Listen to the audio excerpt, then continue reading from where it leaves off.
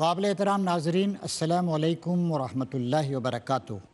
پیس T V Urdu کے ذریعے سے آپ سب کی خدمت میں مسلسل پیش کیے جانے والے اس پروگرام نور قرآن میں آپ کا خیر مقدم۔ اللہ تعالیٰ کی بڑی مہربانی ہے کہ اس پروگرام کے ذریعے سے ہم عام فہم انداز میں قرآن مجید کی اہم باتوں کو سمجھنے کی کوشش کر رہے ہیں۔ آج ہم قرآن مجید کی ایک اور سورت، سورہ قصص، جو 28ویں سورت ہے، اس کا مطالعہ شروع کریں گے۔ یہ بھی مکی سورت ہے اور مکے کے دور متوسط درمیانی زمانے میں نازل ہوئی تھی۔ اس میں اللہ تبارک و تعالیٰ اس کے آغاز میں موسیٰ علیہ السلام اور فرعون کی کشمکش کے کچھ پہلوؤں کو ہمارے سامنے ابھار کر پیش کرتا ہے، اور اس کے ذریعے سے بتاتا ہے کہ کس طریقے سے ایک دبی کچلی اور پسی ہوئی قوم بنی اسرائیل، جو انبیاء اکرام کو ماننے والی، اللہ وحدہ لا شریک پر ایمان لانے والی قوم تھی، لیکن کئی سو سال سے وہ مصر میں غلامانہ زندگی بسر کر رہی تھی، کس طریقے سے اللہ تبارک و تعالیٰ نے موسیٰ علیہ السلام کو ان کے درمیان مبعوث فرمایا، اور موسیٰ علیہ السلام کی اس زمانے کی سب سے بڑی قوت فرعون سے کشمکش ہوئی، اور کیسے موسیٰ علیہ السلام ان کو غلامی کی زنجیروں کو کاٹ کر وہاں سے نکالنے میں کامیاب ہوئے۔ اس طریقے سے اللہ تعالیٰ یہ بتاتا ہے کہ اللہ تعالیٰ مستضعفین، جو دبے کچلے ہوئے لوگ تھے لیکن صاحب ایمان تھے، ہاں ان کے اندر اخلاقی اور عقائد کی خرابیاں بھی تھیں، کس طریقے سے اللہ نے ان کو ابھارا۔ آغاز ہوتا ہے اعوذ باللہ من الشیطان الرجیم، بسم اللہ الرحمن الرحیم، تاسیم میم، تلک آیات الکتاب المبین، نتلو علیک من نبأ موسیٰ و فرعون بالحق لقوم یؤمنون۔ تاسیم میم، یہ کتاب مبین کی آیات ہیں۔ ہم موسیٰ اور فرعون کا کچھ حال ٹھیک ٹھیک تمہیں سناتے ہیں، ایسے لوگوں کے فائدے کے لیے جو ایمان لائیں۔ کیسے اللہ تعالیٰ نے موسیٰ علیہ السلام کی مدد کی، کیسے فرعون ساری قوتوں کے باوجود ناکام ہو گیا، کیسے بنی اسرائیل آزاد ہوئے، اور کیسے آزادی سے فائدہ اٹھایا انہوں نے، اور ان کی عظمت اور بڑائی کا دور شروع ہوا۔ تو یہاں پہ بتایا جا رہا ہے کہ کس طریقے سے موسیٰ علیہ السلام نے حق کی دعوت پیش کی، فرعون انکار پہ جمع رہا، اور کس طریقے سے انہوں نے اس قوم کو آزادی دلائی۔ واقعہ یہ ہے کہ فرعون، اس نے زمین میں سرکشی کی اور اس کے باشندوں کو گروہوں میں تقسیم کر دیا۔ ڈیوائیڈ اینڈ رول کی پالیسی وہاں بھی تھی، کچھ لوگ اس کی قوم کے تھے، ہر طرح کی سہولتیں ان کے لیے، اور بیچارے بنی اسرائیل، ان کو دبا کے کچل کے رکھا گیا تھا۔ ان میں سے ایک گروہ کو ذلیل کرتا تھا، اس کے لڑکوں کو قتل کرتا تھا، اس کی لڑکیوں کو جیتا رہنے دیتا تھا، فی الواقع وہ مفسد لوگوں میں سے تھا۔ اور ہم یہ ارادہ رکھتے تھے کہ مہربانی کریں ان لوگوں پر جو زمین میں ذلیل کر کے رکھے گئے تھے، اور انہیں پیشوا بنائیں۔ دنیا کی پیشوائی اور قیادت کی ذمہ داری اور لوگوں کو راہ خدا کی طرف دعوت دینے کی ذمہ داری ان کو ہم دیں، اور انہی کو وارث بنائیں، اور زمین میں ان کو اقتدار بخشیں، اور ان سے فرعون اور حامان اور ان کے لشکروں کو وہی کچھ دکھلا دیں جس کا انہیں ڈر تھا۔ تو یہ اللہ تبارک و تعالیٰ کا فیصلہ تھا، اور تاریخ میں اس طرح کے فیصلے بار بار ہوتے رہتے ہیں کہ گری ہوئی کچلی ہوئی قوموں کو اللہ تعالیٰ سربلندی عطا فرماتا ہے۔ اور یہی چیز اس وقت بھی ہوئی جب نبی کریم صلی اللہ علیہ وسلم آج سے 1450 سال پہلے تشریف لائے۔ 570 عیسوی میں آپ پیدا ہوئے، 610 عیسوی میں آپ کو نبوت کے منصب جلیلہ پر فائز کیا گیا۔ 23 سال کے اندر اندر آپ نے ایک بڑا کارنامہ انجام دیا۔ 23 سالوں میں سے 13 سال مکے میں، 10 سال مدینے میں، کہ آپ نے ایک امت مسلمہ کو تیار کر کے کھڑا دیا۔ پھر وہ امت ساری دنیا میں پھیل گئی، توحید کا پیغام پیش کرنے کے لیے، اخلاق کے اونچے نمونوں کو لوگوں کے سامنے لانے کے لیے، دنیا سے ظلم کا خاتمہ کرنے کے لیے اور دین کو پھیلانے کے لیے۔ ہم نے موسیٰ کی ماں کو اشارہ کیا کہ اس کو دودھ پلا، پھر جب تجھے اس کی جان کا خطرہ ہو تو اسے دریا میں ڈال دے، اور کچھ خوف اور غم نہ کر، ہم اسے تیری ہی پاس واپس لے آئیں گے اور اس کو پیغمبروں میں شامل کریں گے۔ آخرکار فرعون کے گھر والوں نے اسے دریا سے نکال لیا تاکہ وہ ان کا دشمن اور ان کے لیے سبب رنج بنے۔ فرعون بنی اسرائیل سے خوفزدہ تھا، اور بغاوت کا اس کو خوف تھا، اور موسیٰ علیہ السلام جب پیدا ہوئے اس زمانے میں حکم تھا کہ لڑکوں کو قتل کر دیا جائے، لیکن اللہ تعالیٰ کے کام ہو کے رہتے ہیں، اللہ تعالیٰ اپنا کام کر کے رہتا ہے۔ چنانچہ موسیٰ علیہ السلام کی ماں نے حضرت موسیٰ کو نوزائیدہ بچے تھے، دریا کی لہروں کے سپرد کر دیا صندوق میں ڈال کر، اور فرعون نے اس کو اٹھا لیا تاکہ وہ ان کا دشمن اور ان کے لیے سبب رنج بنے۔ واقعی فرعون اور حامان اور ان کے لشکر اپنی تدبیر میں بڑے غلط کار تھے۔ فرعون کی بیوی نے اس سے کہا، یہ میرے اور تیرے لیے آنکھوں کی ٹھنڈک ہے، اسے قتل نہ کرو، کیا جب کہ ہمارے لیے مفید ثابت ہو، یا ہم اسے بیٹا ہی بنا لیں۔ اور وہ انجام سے بے خبر تھے کہ موسیٰ علیہ السلام کے ذریعے ہی فرعون کی سلطنت کا اور ایک قوم جو غلط طریقے سے اونچی بن کر بیٹھی تھی، ظلم کر رہی تھی، اس کا خاتمہ ہوگا۔ ادھر موسیٰ کی ماں کا دل اڑا جا رہا تھا، وہ اس کا راز فاش کر بیٹھتی اگر ہم اس کی ڈھارس نہ بندھا دیتے تاکہ وہ ہمارے وعدے پر ایمان لانے والوں میں سے ہو۔ اللہ تعالیٰ نے سکینت نازل فرمائی موسیٰ علیہ السلام کی والدہ پر۔ اس نے بچے کی بہن سے کہا، اس کے پیچھے پیچھے جا۔ چنانچہ وہ الگ سے اس کو اس طرح دیکھتی رہی کہ دشمنوں کو اس کا پتہ نہ چلا، اور ہم نے بچے پر پہلے ہی دودھ پلانے والیوں کی چھاتیاں حرام کر رکھی تھیں۔ بچہ کسی کا دودھ پینے کے لیے تیار نہیں تھا۔ یہ حالت دیکھ کر اس لڑکی نے، بڑی بہن نے ان سے کہا، میں تمہیں ایسے گھر کا پتہ بتاؤں جس کے لوگ اس کی پرورش کا ذمہ لیں اور خیر خواہی کے ساتھ اسے رکھیں۔ اس طرح ہم موسیٰ کو اس کی ماں کے پاس پلٹا لائے تاکہ اس کی آنکھیں ٹھنڈی ہوں اور وہ غمگین نہ ہو، اور جان لے کہ اللہ کا وعدہ سچا ہے۔ مگر اکثر لوگ اس بات کو نہیں جانتے۔ ایک جگہ اللہ تعالیٰ کہتا ہے، واللہ غالب علی امرہ ولکن اکثر الناس لا یعلمون۔ اللہ تعالیٰ اپنا کام کر کے رہتا ہے، اپنے منصوبے کو پورا کر کے رہتا ہے، لیکن اکثر لوگ اس بات کو جانتے نہیں۔ اللہ تعالیٰ نے جو فیصلہ کیا کہ بنی اسرائیل کی دبی ہوئی، مصیبتوں کا شکار، غلامی کی زنجیروں میں جکڑی ہوئی قوم کو آزاد کرائیں، سربلندی دیں، تو کس طریقے سے اللہ تعالیٰ نے غیر محسوس تدبیروں کے ذریعے سے اپنا کام کیا۔ جب موسیٰ اپنی پوری جوانی کو پہنچ گیا اور اس کا نشو و نما مکمل ہو گیا، اور موسیٰ علیہ السلام کی ٹریننگ کہاں ہوئی؟ فرعون کے گھر میں، فرعون کے دربار میں شہزادے کی طرح زندگی گزاری، وہیں سیکھا۔ تو ہم نے اس سے حکم اور علم عطا کیا، نبوت۔ ہم نیک لوگوں کو ایسی جزا دیتے ہیں۔ ایک روز شہر میں ایسے وقت میں داخل ہوا جب کہ اہل شہر غفلت میں تھے۔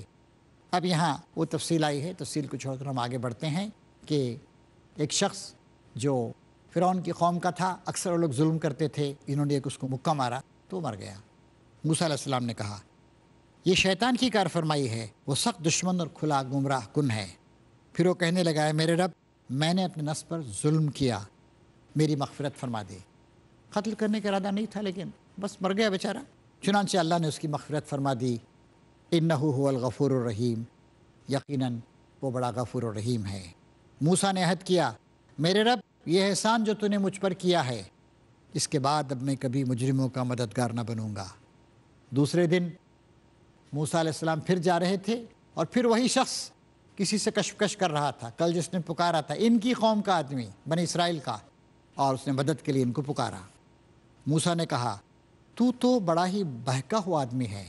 پھر جب موسیٰ نے ارادہ کیا کہ دشمن قوم کے آدمی پر حملہ کرے تو پکار اٹھا، اے موسیٰ، کیا آج تو مجھے اسی طرح قتل کرنے لگا ہے جس طرح کل ایک شخص کو قتل کر چکا ہے؟ تو اس ملک میں جبار بن کر رہنا چاہتا ہے، اصلاح کرنا نہیں چاہتا؟ اس کے بعد ایک اور آدمی شہر کے پرلے سرے سے دوڑتا ہوا آیا اور بولا، موسیٰ، سرداروں میں تیرے قتل کے مشورے ہو رہے ہیں، یہاں سے نکل جا، میں تیرا خیر خواہ ہوں۔ یہ خبر سنتے ہی موسیٰ ڈرتا اور سہمتا ہوا نکل کھڑا ہوا، اور اس نے دعا کی، رب نجنی من القوم الظالمین، اے میرے رب، مجھے ظالموں سے نجات دے، ظالموں سے بچا۔ اب اس کے بعد وہ تفصیل آتی ہے کہ موسیٰ علیہ السلام مصر سے نکلے، مدین کا رخ کیا، اور وہاں پر وہ پہنچے، اور وہ دعا کرتے جاتے تھے اللہ تعالیٰ سے، امید ہے کہ میرا رب مجھے ٹھیک راستے پر چلائے گا۔ وہاں پر جب وہ مدین کے کنویں پہ پہنچے تو وہاں پر دیکھا کہ دو عورتیں ہیں، شرمائی لجائی ہوئی کھڑی ہوئی ہیں، اور ایک کنواں ہے، وہاں پہ کچھ چرواہے ہیں، اور وہ اپنے جانوروں کو پانی پلا رہی ہیں۔ وہ لڑکیاں بیچاری کچھ کر نہیں پا رہی ہیں۔ اس کے بعد موسیٰ علیہ السلام سے پوچھا، کیا پریشانی ہے؟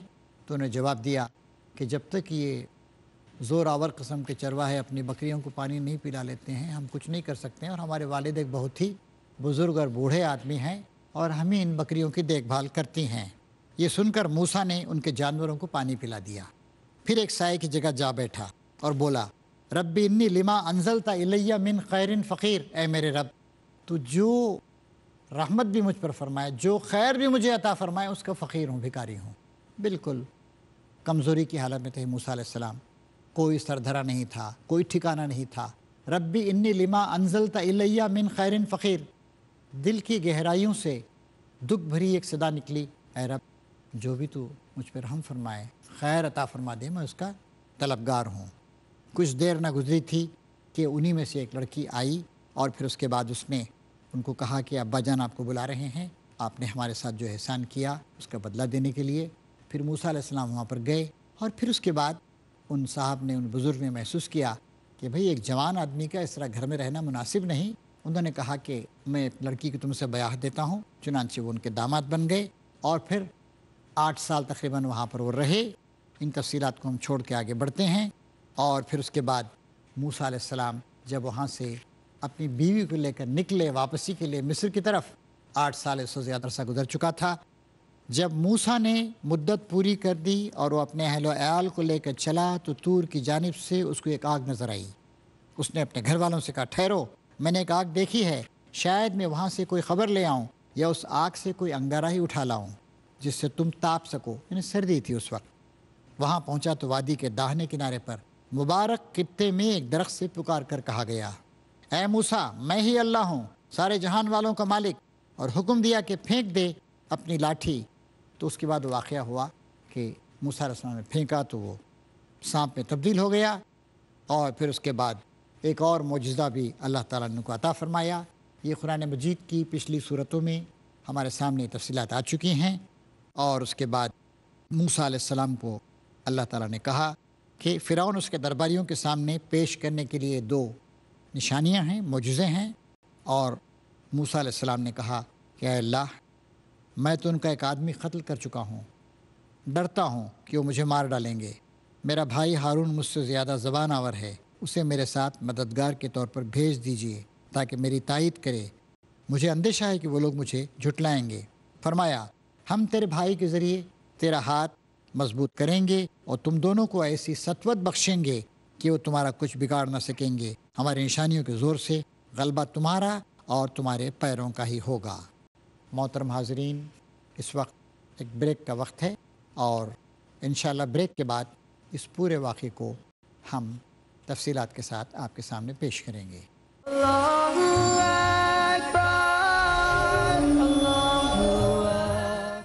ہر دور میں بڑھاتا جو مومن کی شان ہے، پیغام حق سمیتے ہمارا قرآن ہے۔ اقیم الصلاح، نماز کو قائم رکھو، نماز کو قائم رکھو۔ اول و آخر جس شے کا ذکر ہے وہ ہے نماز۔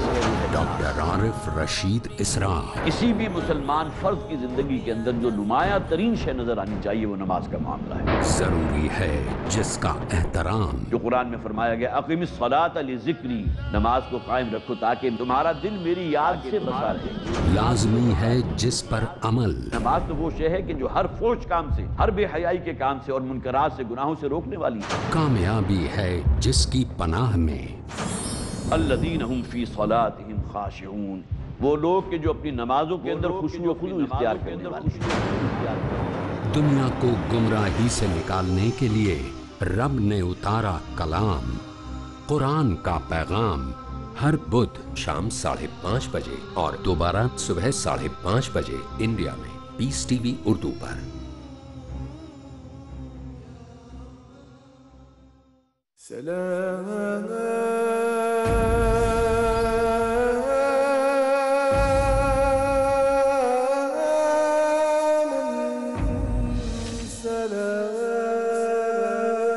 قرآن وہ سنت کی روشنی میں،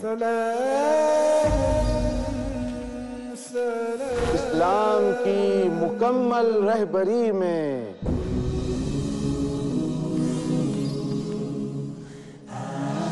ہم ہوں گے کامیاب زندگی میں۔ جانیے وہ باتیں جن سے نکھرتے ہیں مومنین، ریاض الصالحین۔ جانیے وہ کارآمد کلمات جن پر عمل کرنے کی تلقین کر رہا ہے خود رب العالمین۔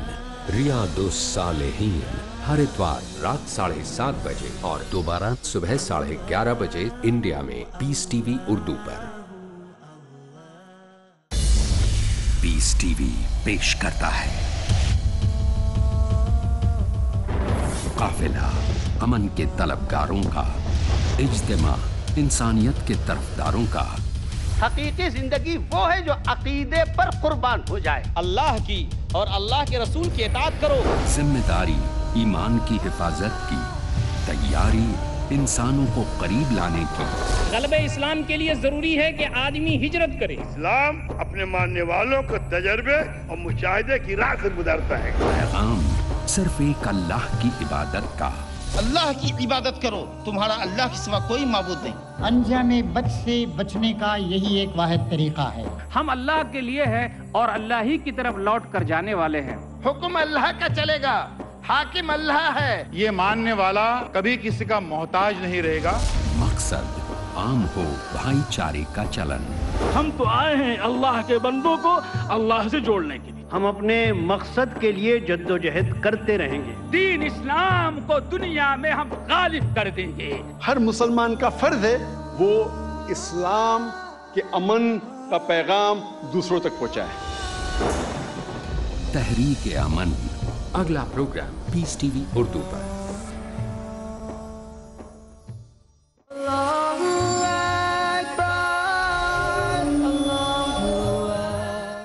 بریک کے بعد ناظرین کا دوبارہ خیر مقدم۔ اس کے بعد ہمارے سامنے تفصیلات آتی ہیں سورہ قصص کے مطالعے کے دوران میں کہ موسیٰ علیہ السلام ان کھلی کھلی نشانیوں کو لے کر فرعون کے دربار میں پہنچے۔ لوگوں نے کہا کہ یہ جادو ہے، ہم اسے مان نہیں سکتے ہیں، بناوٹی باتیں ہیں وغیرہ وغیرہ۔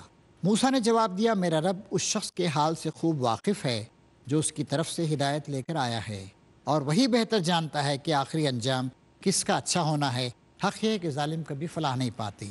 اور فرعون نے کہا، اب دیکھیے فرعون کا فخر و غرور، خود پسندی اور عوام کو جس دھوکہ بازی کے فریب میں اس نے مبتلا کر رکھا تھا، اس نے کہا، اے اہل دربار، میں تو اپنے سوا تمہارے کسی خدا کو نہیں جانتا۔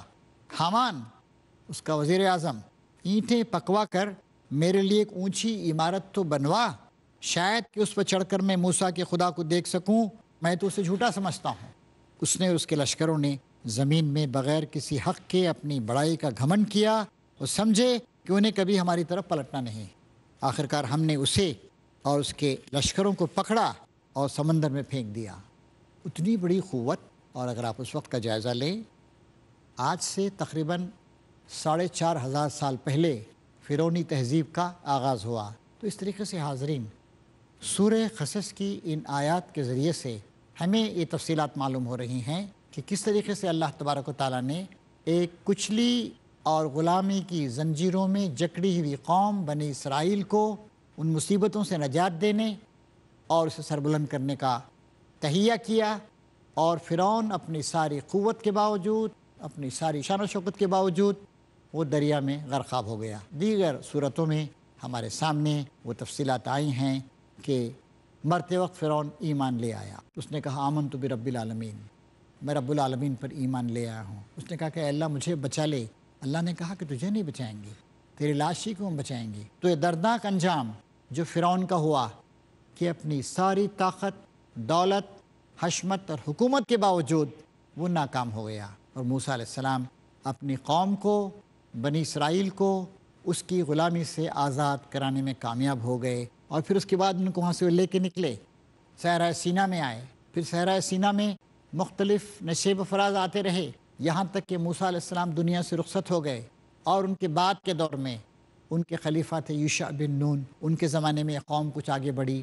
پھر اس قوم کے اندر بڑی اخلاقی خرابیاں تھیں، بار بار یہ حدود شریعت سے اور حدود اطاعت سے نکل جاتی تھی۔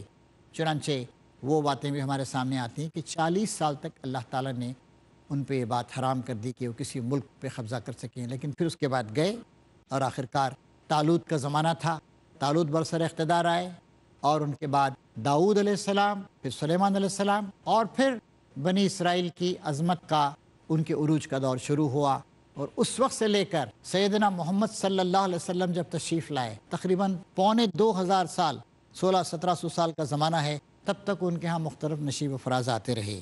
پچھلی نسلوں کو ہلاک کرنے کے بعد ہم نے موسیٰ کو کتاب عطا کی، لوگوں کے لیے بصیرتوں کا سامان بنا کر، ہدایت اور رحمت بنا کر، تاکہ شاید لوگ سبق حاصل کریں۔ اے محمد صلی اللہ علیہ وسلم، تم اس وقت مغربی گوشے میں موجود نہ تھے جب ہم نے موسیٰ کو یہ فرمان شریعت عطا کیا، اور نہ تم شاہدین میں شامل تھے، بلکہ اس کے بعد تمہارے زمانے تک ہم بہت سی نسلیں اٹھا چکے ہیں اور ان پر بہت زمانہ گزر چکا ہے۔ تم اہل مدین کے درمیان بھی موجود نہ تھے کہ ان کو ہماری آیات سنا رہے ہوتے، مگر اس وقت کی خبریں بھیجنے والے ہم ہیں۔ اس طریقے سے اللہ تعالیٰ اس بات پہ روشنی ڈال رہا ہے کہ آج محمد صلی اللہ علیہ وسلم موسیٰ علیہ السلام کی کشمکش اور بنی اسرائیل کی عروج و زوال کی جو صحیح خبریں تم تک پیش کر رہے ہیں، کہاں سے آ گئیں حضور کے پاس؟ یہ اللہ تعالیٰ کا کلام ہے۔ اللہ تعالیٰ ان سارے کے سارے واقعات کو، ساری تفصیلات کو، اور ان تفصیلات کے اندر جو عبرت اور موعظت کی باتیں ہیں، وہ نبی امی سیدنا محمد صلی اللہ علیہ وسلم کے ذریعے سے تمہارے سامنے پیش کر رہا ہے۔ کس کے سامنے؟ مکے کے مشرکین کے سامنے بھی، مدینہ کے شرک کرنے والوں کے سامنے بھی، اور بنی اسرائیل کے سامنے بھی۔ بنی اسرائیل جگہ جگہ تھے، یہودی بھی تھے، خاص کر عرب کے مختلف علاقوں میں بسے ہوئے تھے، عیسائی بھی تھے، آج بھی دنیا میں چند کروڑ یہودی ہیں، اور بہت بڑی تعداد میں اسرائیلی یا بنی اسرائیل ہی کے وہی لوگ، یعنی عیسیٰ علیہ السلام پر ایمان لانے والے لوگ ہیں۔ تم اہل مدین کے درمیان بھی موجود نہ تھے کہ ان کو ہماری آیات سنا رہے ہوتے۔ اہل مدین جن کے ہاں موسیٰ علیہ السلام تشریف لے گئے تھے، پناہ حاصل کی تھی، وہیں شادی کی تھی، اور 8 سال یا اس سے کچھ زیادہ عرصہ وہاں پہ رہے، مگر اس وقت کی خبریں بھیجنے والے ہم ہیں۔ اور تم طور کے دامن میں بھی اس وقت موجود نہ تھے جب ہم نے موسیٰ کو پہلی مرتبہ پکارا تھا، مگر یہ تمہارے رب کی رحمت ہے کہ تم کو یہ معلومات دی جا رہی ہیں تاکہ تم ان لوگوں کو متنبہ کرو جن کے پاس تم سے پہلے کوئی متنبہ کرنے والا نہیں آیا، شاید کہ ہوش میں آئیں۔ اور یہ ہم نے اس لیے کیا کہ کہیں ایسا نہ ہو کہ ان کے اپنے کیے کرتوتوں کی بدولت کوئی مصیبت جب ان پر آئے تو وہ کہیں، اے پروردگار، تو نے کیوں نہ ہماری طرف کوئی رسول بھیجا کہ ہم تیری آیات کی پیروی کرتے اور اہل ایمان میں سے ہوتے۔ اب اس کے بعد اللہ تعالیٰ ارشاد فرما رہا ہے، مگر جب ہمارے ہاں حق ان کے پاس آ گیا، اہل مکہ کے پاس، اہل عرب کے پاس، تو کہنے لگے کیوں نہ دیا گیا اس کو وہی کچھ جو موسیٰ کو دیا گیا تھا۔ موسیٰ علیہ السلام کو جیسے بڑے بڑے معجزے دیے گئے تھے، ویسے معجزے محمد صلی اللہ علیہ وسلم کو کیوں نہیں دیے گئے؟ کیا یہ لوگ اس کا انکار نہیں کر چکے ہیں جو اس سے پہلے موسیٰ کو دیا گیا تھا؟ حالانکہ وہ لوگ جو استکبار کا، خود پرستی کا، نفس پرستی کا شکار تھے، وہ لوگ موسیٰ علیہ السلام کے ویسے زبردست معجزات کو دیکھ کر بھی ایمان نہیں لائے۔ معجزے کے ذریعے سے لازماً آدمی کو سمجھ میں آ جائے یا اس کا دل بدل جائے ضروری نہیں ہے۔ فرعون نے معجزے دیکھے، فرعون نے محسوس کر لیا، فرعون نے جادوگروں کے ساتھ مقابلہ کروایا، اور جادوگروں نے گواہی دی کہ یہ معجزہ ہے، یہ اللہ کی طرف سے ہے، یہ اللہ کا نبی ہے۔ صرف آدمی مجبور ہو کر کوئی بات کو نہیں مانتا ہے، آدمی اپنی عقل سے کام لے۔ پھر فرعون اچھی طرح سمجھتا تھا کہ یہ اللہ تعالیٰ کا کلام لے کر آئیں، اللہ تعالیٰ کا پیغام لے کر آئیں موسیٰ علیہ السلام، لیکن اس کی مفاد پرستی۔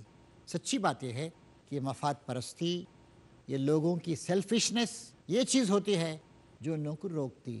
اور عرب کے لوگوں کا بھی، مکے کے سرداروں کا یہی حال تھا کہ سمجھ لیا اچھی طرح انہوں نے کلام الہی کی آیات کو اسی طریقے سے پہچانتے تھے جیسے اپنے بچوں کو پہچانتے ہیں، لیکن وہ سمجھتے تھے کہ ان کا اقتدار ختم ہو جائے گا، اور ان کے جو تعصبات تھے کہ ہم ہیں بڑے، ہماری سرداری چلنی چاہیے، اس کو زک پہنچتی تھی۔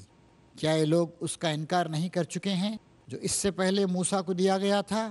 انہوں نے کہا، مکے کے لوگوں نے، دونوں جادو ہیں جو ایک دوسرے کی مدد کرتے ہیں، اور کہا ہم کسی کو نہیں مانتے۔ اے نبی ان سے کہو، اچھا تو لاؤ اللہ کی طرف سے کوئی کتاب جو ان دونوں سے زیادہ ہدایت بخشنے والی ہو، اگر تم سچے ہو میں اسی کی پیروی اختیار کروں گا۔ نبی کریم صلی اللہ علیہ وسلم کے ذریعے سے کہلوایا جا رہا ہے، اچھا نہ تم تورات کو ماننے کے لیے تیار ہو جو موسیٰ علیہ السلام کو عطا کی گئی تھی، نہ قرآن شریف کو ماننے کے لیے تیار ہو، تو کیا اس سے بہتر اور کوئی کتاب ہدایت ہے؟ اگر ہے تو لاؤ بتاؤ۔ اب اگر وہ تمہارا یہ مطالبہ پورا نہیں کرتے تو سمجھ لو کہ دراصل یہ اپنی خواہشات کے پیرو ہیں۔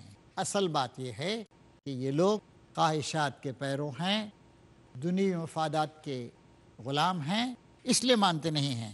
اس شخص سے بڑھ کر کون گمراہ ہوگا جو خدائی ہدایت کے بغیر بس اپنی خواہشات کی پیروی کرے۔ اللہ ایسے ظالموں کو ہرگز ہدایت نہیں بخشتا، اور نصیحت کی بات پے در پہ ہم انہیں پہنچا چکے ہیں تاکہ وہ غفلت سے بیدار ہوں۔ تو محترم ناظرین، اس طریقے سے ہمارے سامنے ایک بات یہ آتی ہے کہ